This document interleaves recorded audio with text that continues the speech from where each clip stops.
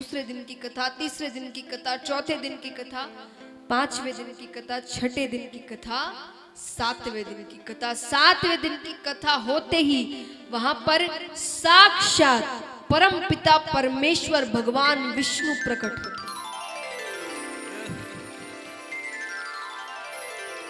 ज्ञान और वैराग्य को उनकी यौवन अवस्था देते हैं। उसके बाद भक्ति से पूछते हैं, भक्ति से पूछते हैं कि क्या वर मांगना चाहती हो। भक्ति ने कहा मुझे एक वचन दीजिए। कैसा वचन? कि मैं आपको जहां भी बुलाऊंगी, मैं यानी भक्ति के माध्यम से जीव आपको जहां भी बुलाए, वो चाहे बड़े धनपति से धनपति का घर हो या गरीब से गरीब का घर हो, बहुत ऊंचे कुल का घर हो या नीच से नीच व्यक्ति का घर हो, लेकिन अगर भक्ति के माध्यम से उसने आपको पुकारा है तो आप उसके घर जरूर जाए। तब ठाकुर जी वचन देते हैं कि भक्ति के माध्यम से मुझे कोई भी बुला ले, मैं उसके घर जरूर जाऊं। तो महाराज ये भक्ति का वचन है, इसलिए भक्ति को इतना महत्व दिया हुआ है। तो महाराज यहां पर ज्ञान और वैराग्य भी यौवन अवस्था को प्राप्त होते हैं। और जैसा मैंने कहा कि गुजरात में जो भक्त रहते हैं वो भी नरसिंह जी के आने से भक्ति में जाते हैं। और महाराज उन्होंने क्या कहा? काष्ठ कंठी, तुलसी की माला। तुलसी की माला का महत्व, आज बड़े बड़े भक्त होते, भक्ति की राह पर चलते, तुलसी की माला पहनते हैं। तो तुलसी की माला का क्या महत्व है? यहां कितने हैं जितने कोहिनूर हीरा देखा है? नहीं देखा। किसी ने देखा यहां पर? मैंने भी नहीं देखा। नहीं देखा। तो जो हमने देखा भी नहीं, उस कोहिनूर हीरे का पूरा हार भी बनवा लो, उसे पहन लो, तो भी मुक्ति होगी कि नहीं, नहीं पता। लेकिन अंत समय में तुलसी दल का एक भी, तुलसी का एक भी दल अगर मुख में हुआ तो नरक तो नहीं जाओगे, इस बात की गारंटी मैं लेती हूं। बोलिए तुलसी महारानी की। इस बात की गारंटी मैं लेती हूं।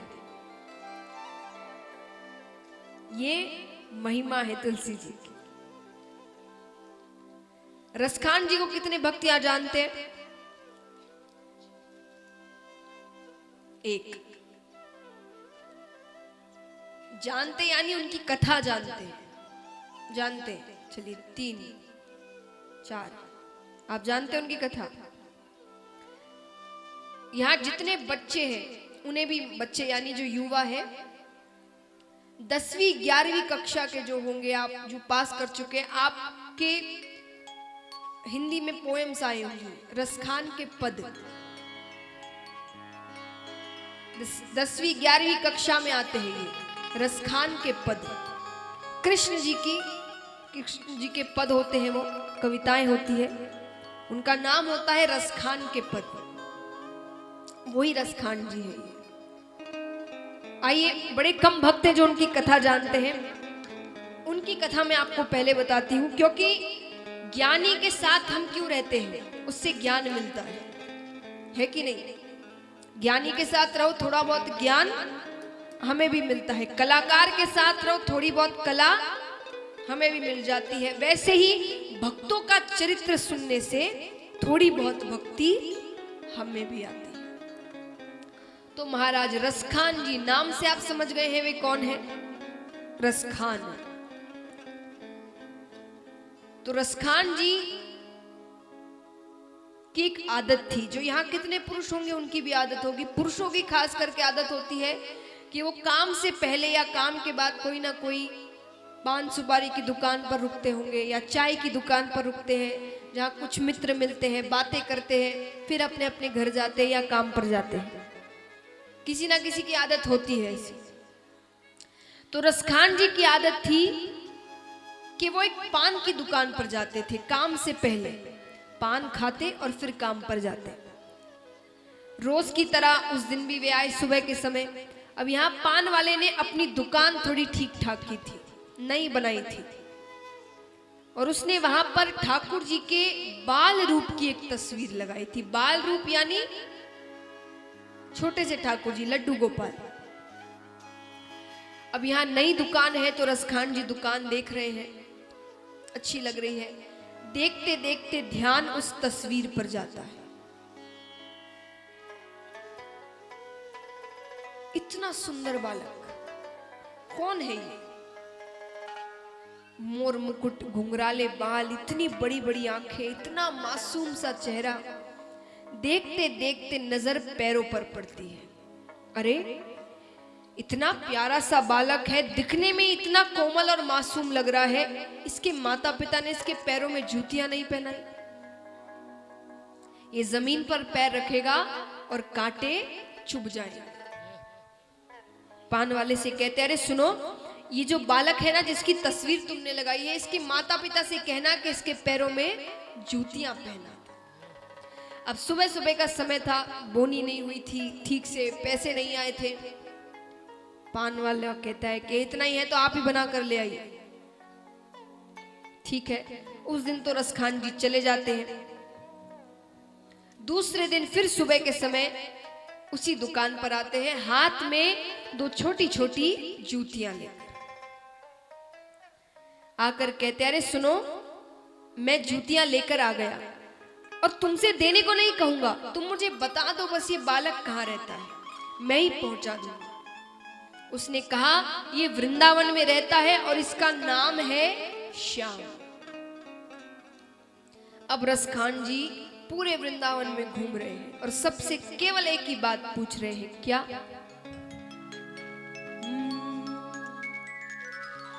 बताओ कहाँ मिलेंगे श्याम, बताओ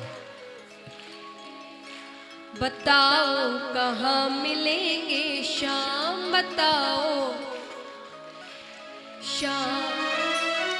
चरण पादुका लेकर सबसे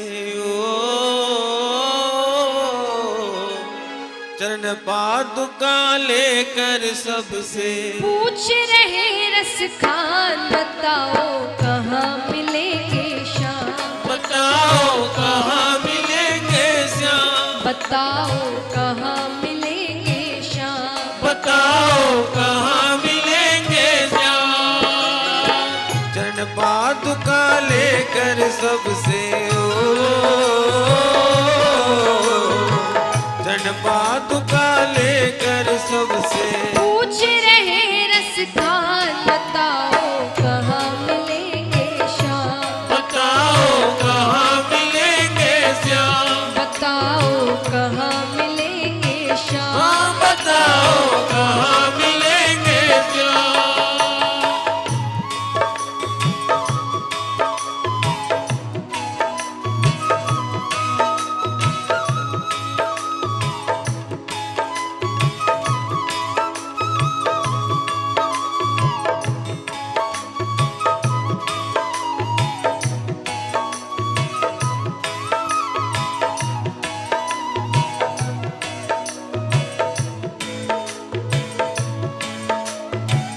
बोलिए कृष्ण कन्हैया लाल की।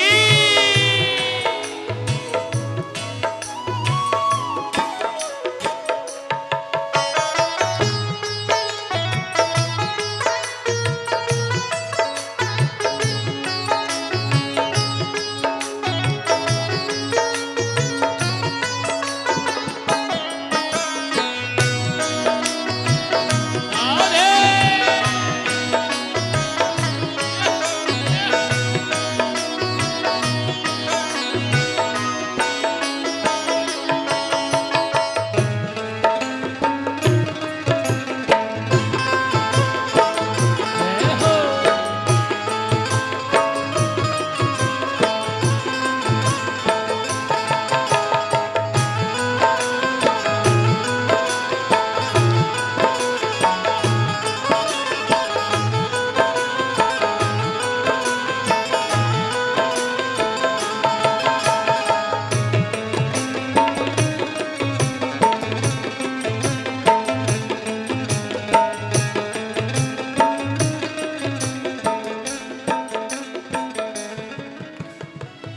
अब यहाँ कई लोग रास्ते में मिलते हैं, सब पूछ रहे हैं कि अच्छा बताओ वो बालक जिसे तुम ढूंढ रहे हो वो कैसा दिखता है। तो रसखान जी क्या कहते हैं,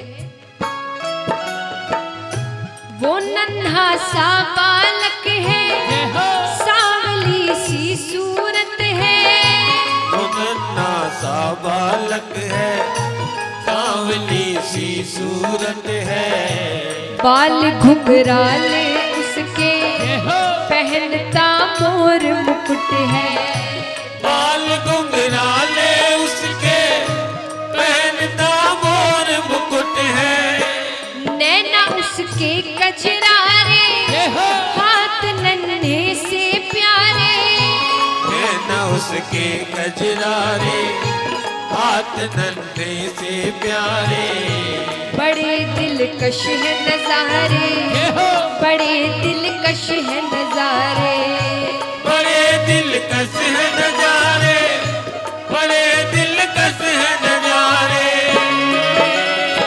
घायल कर देती है दिल को,